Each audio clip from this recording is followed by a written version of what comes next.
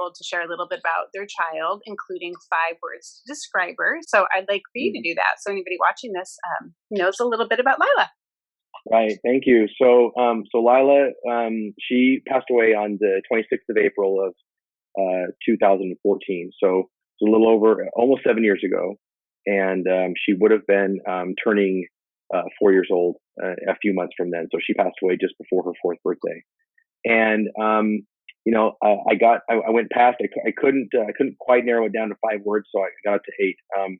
She literally is the most perfect person I've ever known. And that kind of sums her up in a nutshell. Every one of us has problems. This one is the problem. It's unbelievably huge, but every one of us has problems. And when people are in their throes of those problems, it kind of takes me back to that moment where I just say, you have to break through as many walls as you possibly can, because being around other people, connecting to those people, that's the only thing that really kind of helps you keep going. You can't do this by yourself. It's impossible. Yeah. And I want to delve a little bit deeper into that and what that looks like being a father. It seems like there's this standard of the men are supposed to be the strong ones and not be as emotional. Am I off base on that?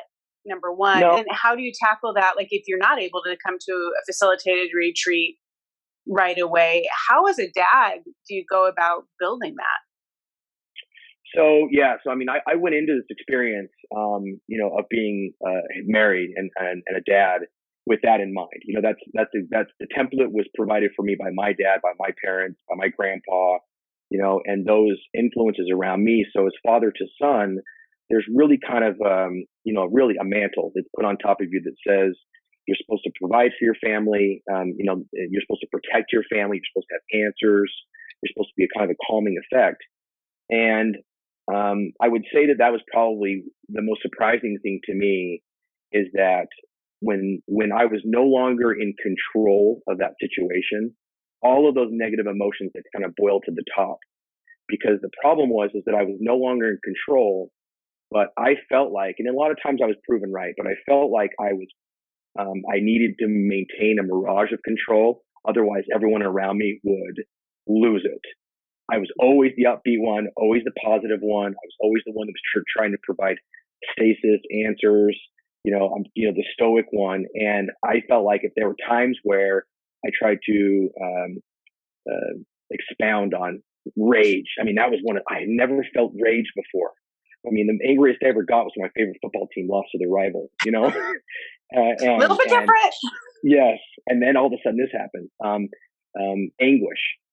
These words that are, in the end, they're just words. They're descriptors for an emotional feeling, but they don't do it justice, because I can't explain to you in words those things. And if I can't, as a father, project them outwards and show people, all they do is just stay within, and it becomes toxic. And I really felt that there were times where it was a very toxic environment for myself. I was not doing myself any favors by keeping it in.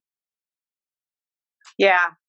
So I'll go back to where we're in a society where men don't have that built-in support network in the same way. How do you, when you're in this time of anguish where you don't have the energy to create the relationships and all of that, how do you find an outlet?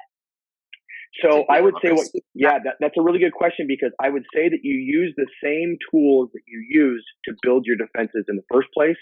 You just use them more outwardly. You project outwardly. So you signed up to be a provider and a protector.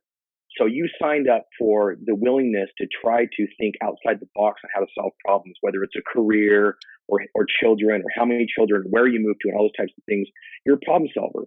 So don't run away from the fight. You've got to turn into the storm and utilize those gifts and talents that you already possess. Being that person who's supposed to be strong, you need to allow yourself grace. You need to be patient with yourself, but use what you already have so that you can say, I can solve this problem. I just have to solve it in a different way. I wasn't prepared to be a dad, and then one day I was. And so all of everything I learned up to that moment had prepared me for that. I wasn't prepared to be a dad who lost a kiddo, but everything had prepared me for that. So don't run away from those emotions and those feelings. Utilize them to your benefit, because if you try to run away from them, they overtake you every time. They track you down. It's like a zebra to a cheetah. The cheetah's going to get you every time.